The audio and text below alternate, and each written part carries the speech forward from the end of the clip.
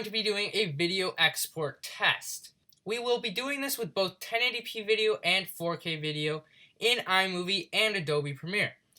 These two videos will be linked in the video description so that you can download them and do the exact same test at home, and I will show you what settings I'm using so that you can do it exactly the same on your computer and see what your results are. So we're going to start with the 1080p video in iMovie.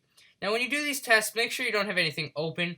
Obviously I have quite a few things open down here, but I've already ran all the tests and I have all the results, so this will not be interfering with any of the results that you see in this video today.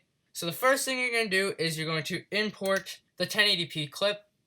Then all you have to do is take the video and drag it into the timeline, and you're pretty much done already. So we are going to come over to the share button, press file, and here are the settings that I will be using. For the 1080p video export test in iMovie, these settings are going to be obviously 1080p, and you want the quality set to high. Then just hit next and set it to save it somewhere. Now you're going to start the stopwatch as soon as you press save. So press save and the stopwatch has started. Now in iMovie, we're not going to stop the stopwatch until we get the notification from iMovie that says the video is done exporting.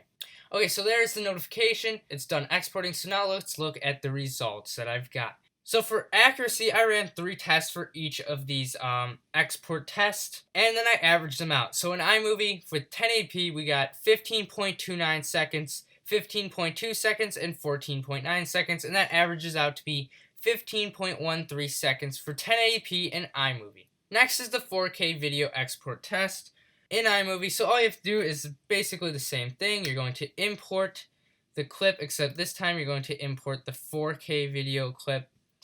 Then just drag it into the timeline, and we are going to export it.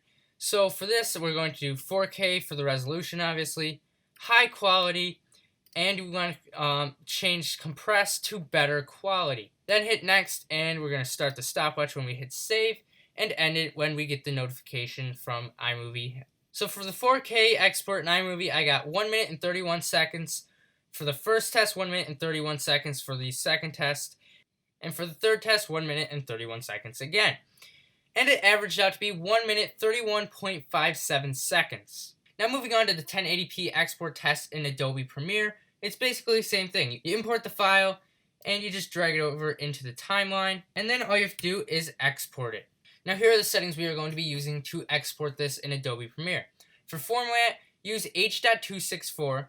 And for the preset, just scroll all the way down and hit YouTube 1080p HD. And the only change we're going to make to this is we are going to hit Use Maximum Render Quality. And then the way I did the stopwatch for Adobe Premiere is I started it the second I hit Export, and I ended it as soon as the Export Settings window closed. It will say 100% when you are exporting before it's actually done. You have to wait for the Export Settings window to close, and then you'll just be left with the Adobe Premiere editor. Here are the results I got in Adobe Premiere for the 1080p export. For test 1, it took 53.54 seconds, test 2, 53.09, and for test 3, 53.07. This averaged out to be 53.23 seconds. Now for the 4K export test in Adobe Premiere, it's basically the same thing as 1080p. We're just going to drag the video that you import over into the timeline and go to export it.